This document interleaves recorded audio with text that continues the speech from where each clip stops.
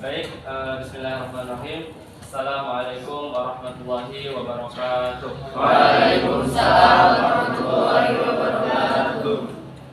Mohon maaf sebelumnya kepada para mahasiswa karena ada satu dan yang lain hal. Bu Novita bersorangan hadir. Jadi untuk pertemuan ulumul hadis kali ini akan dipandu oleh saya sendiri selaku PJ gitu kan. Mungkin mari kita buka pembelajaran mata kuliah hari ini dengan membaca basmalah secara bersama-sama. Bismillahirrahmanirrahim. Oke, langsung saja karena materi sudah disiapkan oleh presenter. Langsung saja kepada presenter dipersilakan.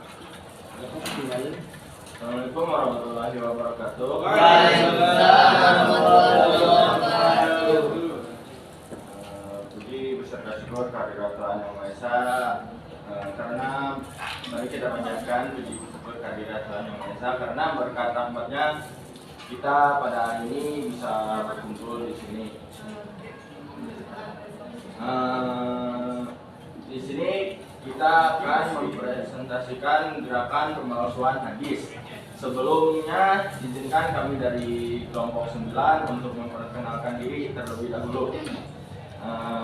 Saya Muhammad Yusuf Rahmat Hidayat, dan di sebelah saya ada Nabila Sofiana, dan di sebelahnya ada Nabi Fatur Rasidah, dan di sebelahnya yang terakhir ada Rizky Rizal. Oke. Di sini kita ada 5 pembahasan. Yang pertama yaitu pengertian, yang kedua sebab seorang membuat hadis maudhu, yang ketiga ciri-ciri hadis maudhu, yang keempat usaha para ulama dalam memberantas hadis palsu, yang terakhir yang kelima kitab-kitab yang memuat hadis palsu. Untuk pembahasan yang pertama yaitu pengertian akan dibawakan oleh Rizik. Untuk Ananda Rizik dipersilakan. Bismillah, terima kasih kepada moderator. Pengertian ini, hadis merupakan sumber kedua setelah Al-Quran dalam Islam. Kita sebagai seorang muslim tidak meyakini bahwa semua hadis adalah sahih. Namun juga tidak benar bila menganggap bahwa semua hadis itu palsu. Bagaimana anggapan para orientalis? Jadi memang ada hadis yang sahih, hasan, doib, dan maudhu. Dalam kesempatan ini, insya Allah kami akan membahas hadis maudhu, pengertian, sebab seperti yang tadi disampaikan oleh moderator.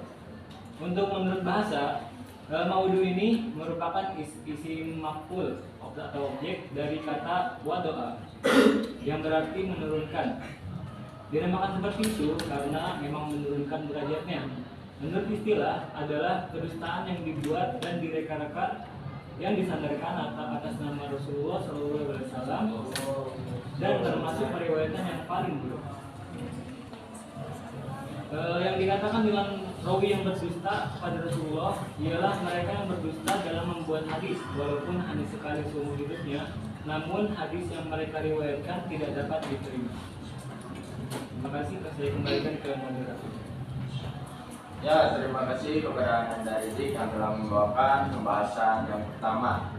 Dan selanjutnya pembahasan yang kedua yaitu sebab seseorang membuat hadis maudhu yang akan dibawakan oleh Ananda Nabila. Nabila, kami persilakan. Baik, materi yang selanjutnya adalah sebab seorang yang membuat hadis maudhu. Yang pertama itu ada mempertahankan ideologi golongannya sendiri dan menyerang golongan lain.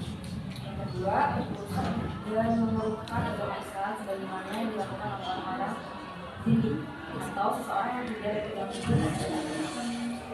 Mereka adalah orang-orang yang mendongkrakkan hati melihat kesesatan kasihannya agama Islam dan pemerintahnya. Mereka membuat hadis-hadis palsu untuk menurunkan dan merusak agama dalam bidang akidah, akhlak, perbuatan dan hukum tentang hal haramnya suatu perbuatan. Yang ketiga itu ada membuat kisah-kisah dan nasihat-nasihat untuk menarik minat para pendengarnya. Yang keempat ada mencari muka di hadapan para pengusaha untuk mencari kedudukan atau mencari ilmu. 5 itu ada kejanggalan atau kebodohan mereka dalam ilmu agama, disertai dengan adanya kemauan keras untuk berbuat kebaikan sebanyak-banyaknya. Mereka banyak membuat hadis maudhu tentang keutamaan surat Al-Quran di luar apa yang telah diterangkan oleh Rasul. Baik, kembalikan kepada saudara. Ya, terima kasih kepada Anda Nabila telah membawakan pembahasan yang kedua. Oke, mari kita lanjut untuk pembahasan yang selanjutnya, pembahasan ketiga yaitu ciri-ciri hadis maudhu yang akan dibawakan oleh Ananda Nadifa. Untuk Ananda Nadifa dipersilakan. Untuk ciri-ciri hadis maudhu, bagaimana para ulama menciptakan kaidah-kaidah dan ketentuan untuk mengukur sahih, hasan atau dhaifnya suatu hadis. Di sini ciri-ciri hadis maudhu terbagi menjadi dua. Yang pertama terdapat pada sanad dan yang kedua terdapat pada matan. Untuk pada sanadnya ini terbagi menjadi tiga lagi. Yang pertama, pengakuan dari si pembuat hadis, pengakuan seorang perawi menurut Ibnu Daud belum dapat dipastikan ia memalukan suatu hadis karena memungkinkan si rawi itu bohong dalam pengakuannya.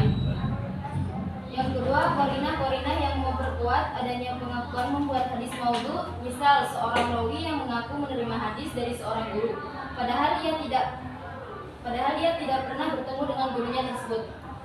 Atau seorang rawi yang mengaku menerima hadis dari seorang guru, padahal gurunya telah meninggal sebelum ia dilahirkan.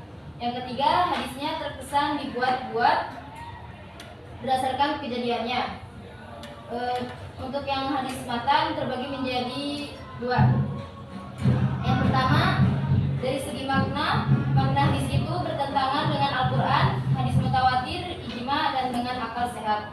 Yang kedua, dari segi lafaz, bila susunan kalimatnya tidak baik serta tidak fasih atau bisa disebut susunan kalimat yang sederhana, akan tetapi isinya berlebihan dengan kata lainnya lafaznya berisikan pahala yang besar sekali bagi amal perbuatan yang sedikit. Sekian. Ya, terima kasih Ananda Nadifa yang telah membawakan pembahasan yang ketiga. Untuk pembahasan selanjutnya yang keempat yaitu usaha para ulama dalam memberantas hadis palsu yang akan dibawakan oleh saya sendiri. Assalamualaikum. Dua-dua chat. Boleh minta waktunya sebentar? Boleh. Ini video. Ada dosennya. Oke, mari kita lanjut. Usaha para ulama dalam memberantas pemalsuan hadis. Lihat munculnya hadis palsu, para ulama tidak tinggal diam. Mereka melakukan segala usaha dan upaya untuk memberantas hadis palsu.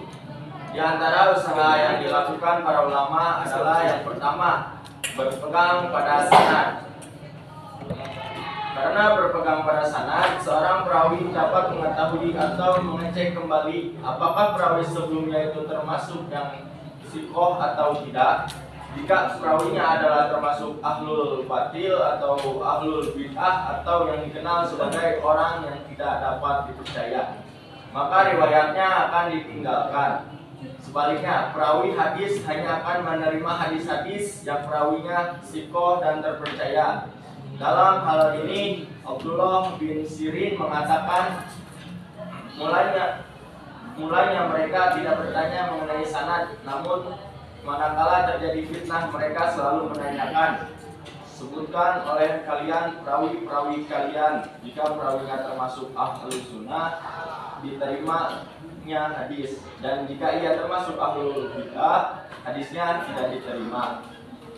Yang kedua, ketelitian dalam meriwayatkan hadis. Di samping sanad, para ulama mulai zaman tabi'in hingga zaman setelah mereka sangat teliti dan hati-hati dalam meriwayatkan hadis.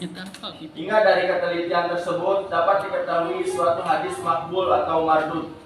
Kemudian juga dipilah-pilah antara metode yang satu dan yang lainnya, sehingga keautentikan hadis tetap terpelihara hingga kini. Yang ketiga, memerangi para pendusta dan tukang cerita. Para ulama hadis juga memerangi para pendusta hadis dan juga para tukang cerita yang dikenal gemar memasukkan hadis dengan cara menjelaskan dan mewanti-wanti mereka agar jangan mendekati dan mendengarkan mereka. Ulama hadis juga mengatakan hadis-hadis maudhu tersebut kepada para murid-muridnya yang mengingatkan mereka untuk tidak meriwayatkan hadis-hadis palsu tersebut. Di antara para ulama yang dikenal sangat keras terhadap pemalsu hadis adalah yang pertama Imam Syu'bah bin Al-Hajjaj, terus Imam Amir Al-Sya'bi, terus Imam Sufyan Al-Sawri, dan yang terakhir Abdurrahman bin Mahdi. Dan yang keempat, menjelaskan status perawi hadis. Terkadang perawi hadis harus menjelaskan mengenai keadaan perawi hadis yang diriwayatkannya, sejarah hidupnya, guru-gurunya, murid-muridnya, perjalanannya dalam menuntut hadis, dan lain sebagainya. Sehingga dari sini setiap perawi hadis dapat diketahui statusnya. Apakah ia yang diterima sebagai perawi ini akhirnya memunculkan ilmu baru dalam hadis, yaitu ilmu jar wa ta'dil dan ilmu ruwatul hadis. Dari ilmu ini seseorang yang belajar hadis akan dapat menjumpai makna hadis yang sahih, hasan atau dhaif. Yang dhaif pun dapat diklasifikasikan apakah karena keterputusan sanad atau karena sebab lainnya, sehingga hadis tetap terjaga hingga sekarang ini. Dan selanjutnya yang kelima, membuat kaidah-kaidah untuk mengetahui hadis palsu. Di samping semua usaha yang telah dilakukan oleh para ulama sebagaimana di atas, ulama hadis juga meneliti matan yang terdapat pada hadis-hadis palsu tersebut. Tujuan dari peneliti itu adalah agar dibuat kaidah-kaidah atau ciri-ciri khusus yang terdapat pada hadis-hadis palsu, agar setiap orang dapat membedakan antara hadis dengan hadis palsu. Usaha-usaha yang dilakukan oleh orang untuk memasukkan hadis Rasulullah SAW, namun Allah Subhanahu Wa Taala telah menunjukkan kepada kaum muslimin betapa usaha mereka mendapatkan perlawanan yang hebat dari kaum muslimin itu sendiri, sehingga sunnah senantiasa tetap terjaga keautentikan hingga dari ini dan insya Allah hingga akhir zaman nanti. Barangkali inilah yang telah Allah janjikan dalam kitabnya, yang artinya mereka ingin hendak memadamkan cahaya atau agama Allah dengan mulut atau ucapan-ucapan mereka, dan Allah tetap menyempurnakan cahayanya meskipun orang-orang kafir benci. Namun sebagai hamba-hamba Allah dan juga sebagai pengikut setia Rasulullah SAW, seharusnya generasi sekarang ini juga memahami dan tetap mewaspadai akan munculnya hadis-hadis palsu, yang tidak mustahil juga akan bermunculan pada era-era ini, atau paling tidak dapat menjelaskan ke masyarakat mengenai hadis-hadis palsu yang beredaran di masyarakat dengan sangat masyhur, sementara mereka sendiri tidak mengetahui kepalsuan hadis tersebut. Semoga Allah melimpahkan pahalanya kepada para ulama yang telah mengerahkan segala tenaga dan pikiran untuk menyelamatkan sunnah dari tangan-tangan jahil yang akan merusaknya, dan semoga kita dapat mengikuti langkah kaki mereka menuju keridhaan Allah Subhanahu Wa Taala. Amin Allahumma amin. Oke, sekian pembahasan dari saya. Untuk selanjutnya mohon diperhatikan ya teman-teman, jangan asik sendiri. Oke, untuk pembahasan yang terakhir yaitu pembahasan yang kelima, kitab-kitab yang memuat hadis palsu yang akan dibawakan kembali oleh Ananda Rijid. Untuk Ananda Rijid dipersilakan. Terima kasih. Untuk kitab-kitab yang memuat hadis palsu, yang pertama ada Tadkirat Al-Maudhu karya Abu Al-Fat Muhammad Thohir Al-Maksidi. Ini boleh dicatat ya, tapi keluar pas luas. Yang kedua ada kitab Al-Maudhu'at Al-Kubro karya Abu Al-Faraj Abdurrahman bin Al-Jauzi. Yang ketiga ada kitab Al-Dur Al-Multaqat fi Tibyan Al-Walad karya Rodi Aladin Abu Fadli Hasan bin Muhammad bin Husain. Yang keempat ada kitab Al-Bait Al-Walasmin Al-Qasos karya Zainuddin Abdurrahim Al-Iraqi. Yang kelima ada kitab Tanzih Al-Syariah Al-Marfu'ah Al-Akbar Al-Syariah Al-Maudu'ah karya Abu Hasan Ali bin Muhammad Al-Kanani. Yang keenam ada Al-Qawaid Al-Majmu'ah fi Al-Hadis Al-Maudu'ah karya Qadi Abu Abdillah Muhammad bin Al-Syawkani. Terima kasih. Oke, terima kasih kepada Ananda Rizik yang telah membawakan pembahasan yang terakhir. Oke, kawan-kawan, sebelum melanjutkan kepada kesimpulan, kami akan membuka sesi diskusi atau tanya jawab. Untuk kawan-kawan yang mau bertanya, dipersilahkan. Oke, saya Ali. Silakan bagi teman-teman yang ingin bertanya gitu. Ada kelompok 9. Tiga pertanyaan.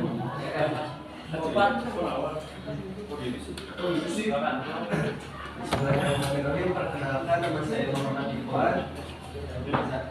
Saya izin bertanya, asal mula dan faktor munculnya pemalsuan hadis Nabi. Asal mula dan faktornya pemunculan hadis Nabi. Hadis palsu. Hadis palsu. Salah. Itu pemalsuan. Kita mulia. Dua lagi. Masya Allah. Itu dulu tuh. Saya. Oh, cewek dulu, Pak. Dia cewek sendiri. Dua nih sama. Oh, Pak. Oh iya, tanda. Saya. Silakan. Oke. Perkenalkan, Bismillahirrahmanirrahim. Assalamualaikum warahmatullahi wabarakatuh. Waalaikumsalam. Perkenalkan, nama saya Mutiara Aulia. Saya izin bertanya, apakah kita boleh mengamalkan hadis maudhu yang maknanya sahih gitu atau benar? Ya, sekian, terima kasih. Satu pertanyaan terakhir. Kita pertanyaan pertama. Jawab. Apa dulu? Nanti. Iya, nanti. Bismillahirrahmanirrahim. Izin bertanya kepada kelompok yang presentasi. Sekedar pengen tahu aja dampak negatif dari pemalsuan hadis itu apa ya? Itu aja sih. Terima kasih. Selanjutnya. Cukup. Silakan dijawab kelompok 9.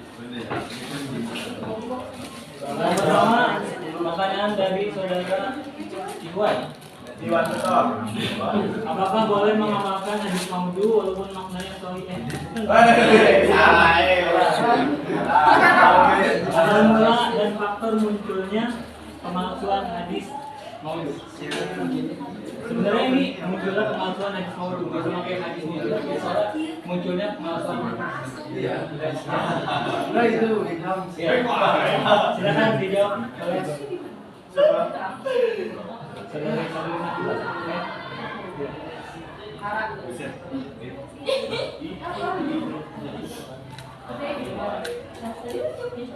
Belum dijawab. Sorry. Kan pertanyaannya asal mula. Kan asal mula dan faktor munculnya pemalsuan hadis Nabi. Palsu. Enggak palsu kan pemalsuan hadis. Pemalsuan hadis. Ya udah. Jadi itu awal mulanya faktor yang mendorong seseorang melakukan pemalsuan hadis yaitu adanya kepentingan politik. Jadi pada masa telah terjadi pertentangan politik antara Ali bin Abi Thalib dan Muawiyah ibnu Abu Sufyan. Terus ada pendukungnya juga, masing-masing tokoh telah melakukan berbagai upaya untuk memenangkan perjuangan mereka. Ada yang mau menambahkan? Masih ingin bertanya. Silakan menambahkan. Iya. Aku masih mau nanya. Mau menambahkan? Kamu nanya. Menambahkan. Oh, menambahkan. Tidak nih, menambahkan katanya. Ya. Nggak ada. Ada, jadi dua. Berarti cukup ya pertanyaan pertama. Tahu jawabannya. Iya. Karena konflik Politik, pokoknya politik. Karena ada Bagaimana? Lanjutnya pertanyaan kedua dari saudari Ara ya. Iya. Apakah boleh mengamalkan hadis maudhu walaupun maknanya sahih atau benar? Silakan jawab.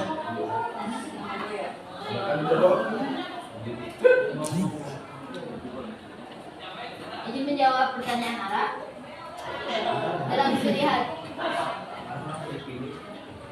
studi hadis, keberadaan hadis palsu atau hadis maudhu sangat diwanti para ulama.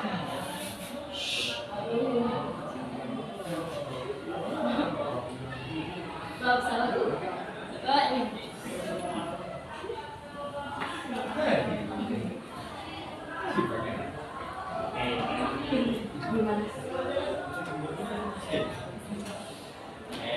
Ganti ya, jadi gue yang jawab. Jadi saya akan menjawab pertanyaan dari Ara. Jadi hadis palsu tersebut itu tetap tidak boleh diamalkan. Tapi kita beramal dengan ayat atau hadis yang sahih yang menunjukkan kepada makna tersebut. Kalau bisa diulangi bahwa hadis palsu itu adalah hadis walau kandungan isinya bagus, karena maksudnya isi palsu itu adalah palsu penisbatan dari penyandaran kepada Nabi Muhammad SAW. Itu ada yang mau menanyakan?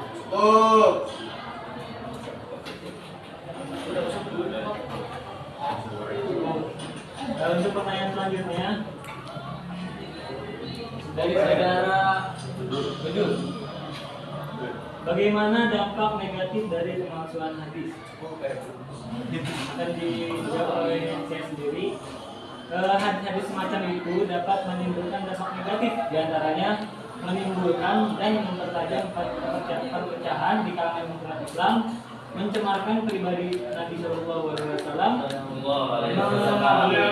mengaburkan pemahaman terhadap Islam serta melemahkan jiwa dan semangat keislaman. Itu dampak negatif dari pemalsuan hadis.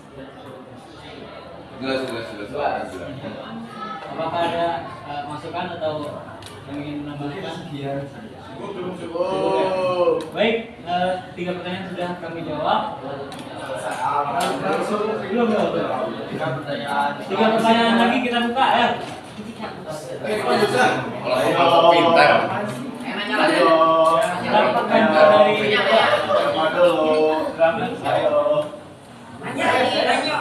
Perkenalkan, nama saya Putri Kahia. Saya ingin bertanya, kenapa hadis maudhu tidak bisa dipakai untuk menetapkan sumber hukum? Bisa diulang?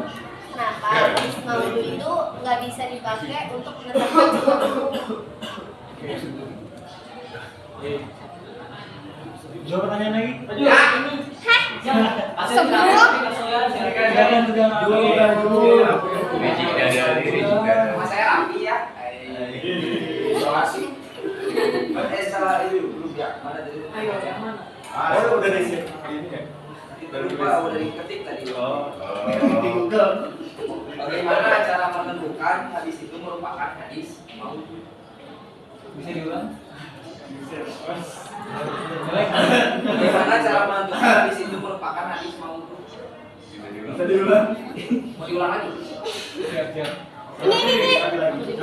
Reni. Ya, silakan. Jangan ini ada yang mau Izin. Reni. Ya. Terima kasih izin saya Reni Nur Sakina izin bertanya. Interupsi. Jadi pada periode berapa sih, maksudnya pada tahun berapa awal mula muncul hadis palsu itu? Awalnya siapa dan pada tahun berapa? Sekian, terima kasih. Baik. Bisa diulangi? Kita jawab dulu ya. Terima kasih. Yang pertama dari saudari Tata, kenapa hadis maudhu tidak bisa dipakai untuk menerapkan sumber hukum? Menjawab oleh saudari Nadifah. Jadi menjawab pertanyaan dari kakak. Jadi dalam studi hadis, keberadaan hadis palsu atau hadis maudhu sangat diwanti-wanti para ulama. Hadis kategori ini tidak bisa dijadikan landasan hukum. Statusnya tertolak sebab menisbatkan Nabi Muhammad SAW dalam kepalsuan.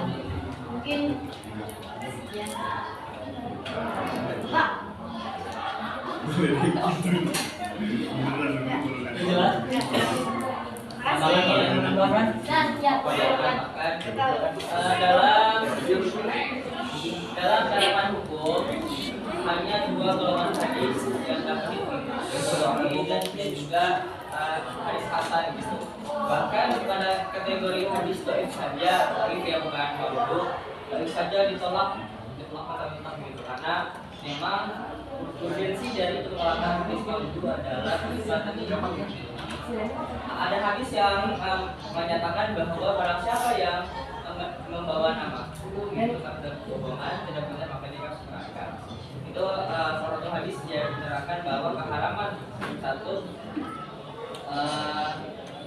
nama Nabi ini. Bahkan walaupun ada beberapa ulama yang menyatakan bahwa segala amal itu boleh memakai hadis dhaif atau hadis palsu, tapi pada prinsip kami atau Islam itu tidak boleh mengambil apa sih makna dari hadis dhaif ataupun hadis maudhu gitu. Karena apa? Balik lagi, ketika kita mengakui bahwa itu ada makna dari tersebut, maka kita sama saja mendustakan Rasul gitu. Karena memang tidak ada hadis apa sih rawi yang jelas, tidak ada sesuatu yang jelas. Keputusannya intinya apapun yang ada pada hadis maupun dan juga hadis dhaif itu tidak bisa dijadikan apapun, tidak bisa dijadikan sebuah amal bagi kami dan juga tidak bisa dijadikan sebagai sumber hukum. Itu prinsip-prinsip yang mendasar. Terima kasih atas masukannya, atas tambahannya.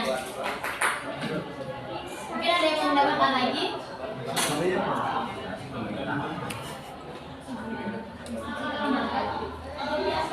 Baik, terima kasih saudara Naki. Selanjutnya pertanyaan yang kedua dari saudara Raffi Prestek. Bagaimana cara menentukan hadis itu merupakan hadis maudhu?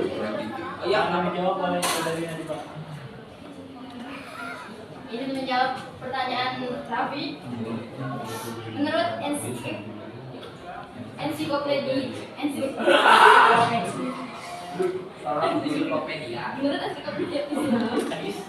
hadis maudhu memiliki ciri-ciri sebagai berikut. Pertama, matan atau teks. Hadis tak sesuai dengan kefasihan bahasa, kebaikan, kelayakan, dan kesopanan bahasa Nabi Shallallahu Alaihi Wasallam. Kedua, bertentang dengan Al-Quran, akal, dan kenyataan. Mungkin cukup sekian. Mungkin ada yang mau menambahkan?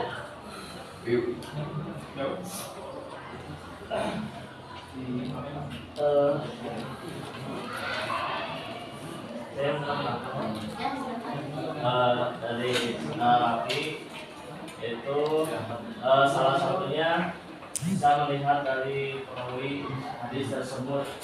Jadi hadis tersebut itu dari tahun berapa ya, maksudnya ada itu dari tahun berapa dan siapa sanadnya itu sampai kepada Rasulullah, kepada sahabatnya. Karena dari situ juga sudah bisa terlihat itu hadis siapa. Mungkin itu dari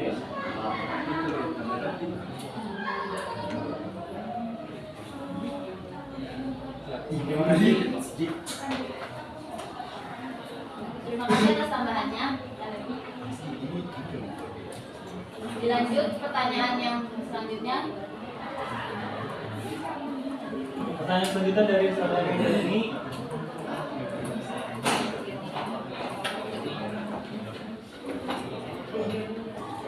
Pada periode berapa awal mula hadis palsu itu dan siapakah pelapor pertama? Awal mula kemunculan hadis palsu itu pada periode sahabat. Itu periode yang sangat kecil kemungkinannya ya, karena sahabat sendiri kan langsung bertemu dengan Rasul, jadi kemungkinan percaya kecil. Terus yang awal mulanya itu pas di zaman Sayyidina Ali ya. Apa? Ya tadi bersama sama pertanyaan. Yang sama kayak saudara Ikhwan tadi, lainnya pas awal mula munculnya hadis palsu itu untuk kepentingan politik pada masa Ali bin Abi Thalib.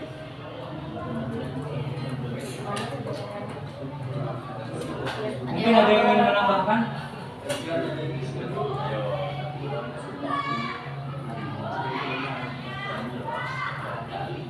Silakan saudara Raju. Mungkin ingin menambahkan.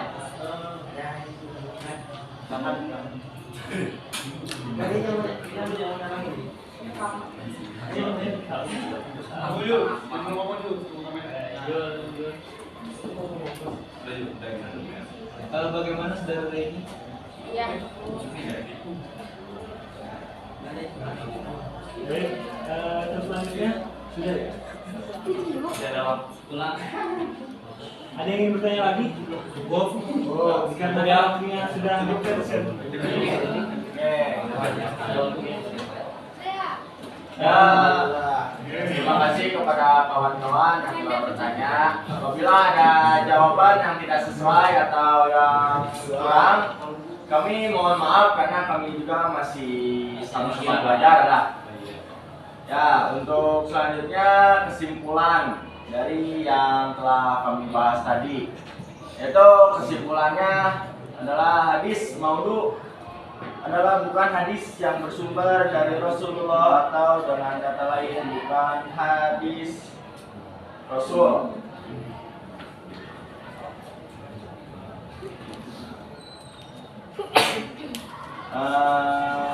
Akan tetapi suatu perkataan atau perbuatan seseorang atau pihak tertentu dengan suatu alasan kemudian dinisbatkan kepada Rasul.